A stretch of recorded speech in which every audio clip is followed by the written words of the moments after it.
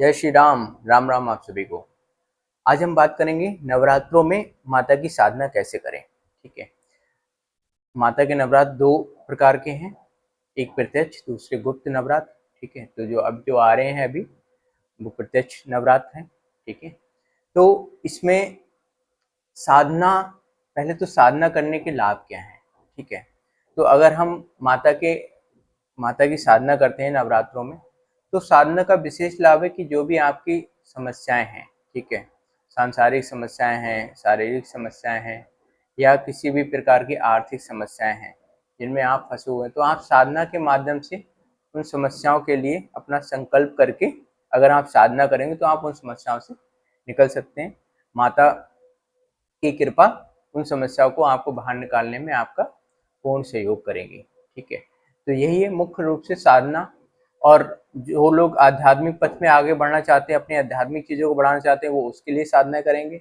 वो वहाँ पे संकल्प में माता की साधना करने से पहले जो संकल्प लेंगे उसमें अपने आध्यात्मिक उन्नति के लिए संकल्प लेंगे चीज़ें। ठीक है। तो उस प्रकार से चीज़ों को करा जा सकता है। तो माता की साधना में मुख्य रूप से क्या क्या करना है सभी को पता ही है। जो नवरात्र करते आ रहे हैं उनको सबसे पहले कलश स्थापना होगी। ठीक है। और माता के लिए श्रृंगार माता का, चुनरी माता की, ठीक है, धूप दीप जला के प्रॉपर तरीके से। ठीक है। और फल और मिठाई, ये चीज़ें माता को विशेष रूप से, और पान, सुबह के समय पान का भोग माता को लगाना है। ठीक है। तो साधना में मुख्य रूप से सर्वप्रथम प्रथम दिन सबसे पहले कलश स्थापित करें। ठीक है। उसके बाद दीप और धूप जलाकर माता को आवाहन करें, और माता को श्रृंगार, फल और माता को चुनरी, ठीक है, ये चीज़ें माता को अर्पित करें। ठीक है।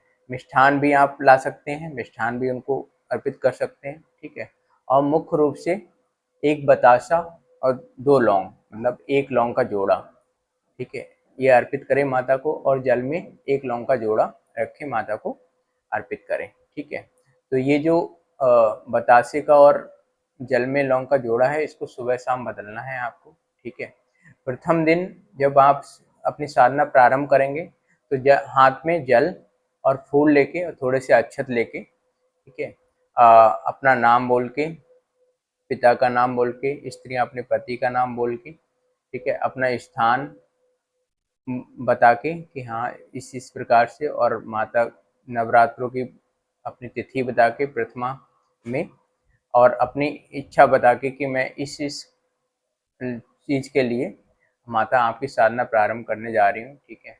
और आप अपनी कृपा बनाए रखें, हमारी साधना पूर्ण करने में अपना आशीर्वाद बनाए रखें। ठीक है। और बाकी क्षमा याचना भी साथ साथ में कर लेनी कि हाँ माता कोई त्रुटि ना हो, इसके लिए अपना आशीर्वाद बनाए रखें। इस प्रकार से चीज़ों को आप संकल्प करें। ठीक है।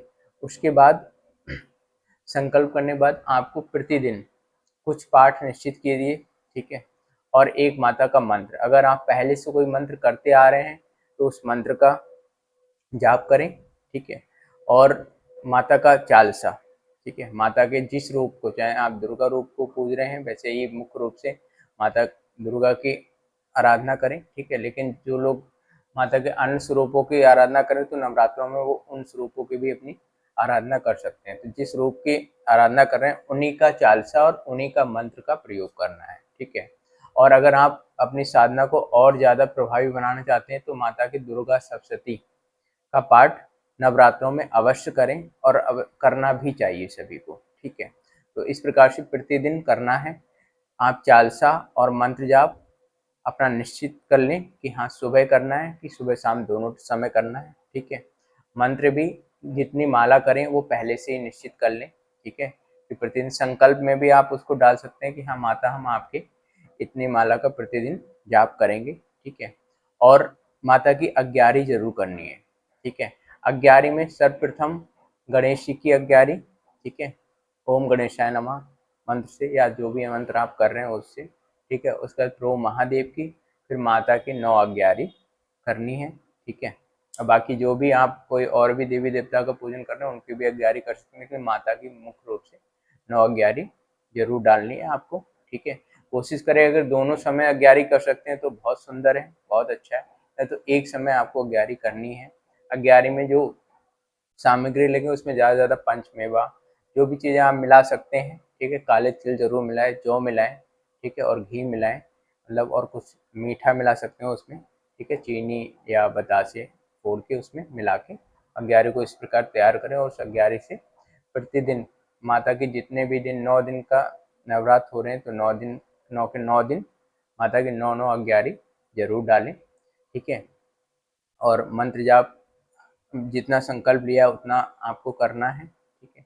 इस प्रकार से माता की साधना पूर्ण करके लास्ट में किसी के यहाँ जैसे आप पूर्ण हवन भी करा सकते हैं, ठीक है। पंडित को बुला के जब भी अष्टमी या नवमी में होती तो आप जिस भी दिन किसी के यहाँ सप्तमी को होता है हवन तो हवन कराएं। उसके बाद कन्याओं को जरूर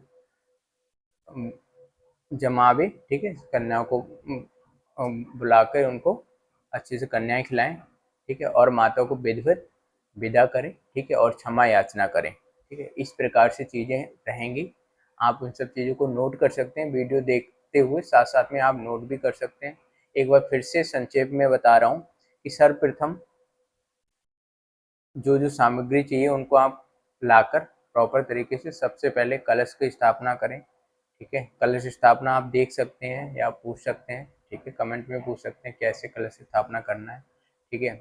उसके बाद माता को चुनरी धूप दीप जलाकर माता को चुनरी श्रृंगार, माता को फल मिष्ठान और पान का भोग जरूर लगाएं। पान में 2 इलायची, 1 बतासा या आप शहद का भी प्रयोग कर सकते हैं, 2 लौंग और 1 सुपारी, ठीक है। इनका प्रयोग करके पान का भोग जरूर लगाएं। माता को एक समय तो लगाना ही, अगर आप दोनों समय लगाना चाहें दोनों समय, तो एक समय माता को भोग जरूर लगाएं, ठीक है। माता का जल और माता का जो बतासे और लौंग का भोग सुबह शाम बदलना है, ठीक है, ध्यान से। तो इस प्रकार से चीज़ों को साधना अपनी पूर्ण करें और माता की कृपा अगर आपके साथ पहले से जुड़ी है तो वो और ज़्यादा मजबूती के साथ जुड़ेगी, चीज़ें आप पे और ज़्यादा कृपा बढ़ जाएगी। नहीं तो इन 9 दिनों में अगर ये साधना करते हैं तो माता की कृपा आप पे विशेष होगी। आपको माता अलग अलग प्रकार से संकेत भी दे सकती हैं।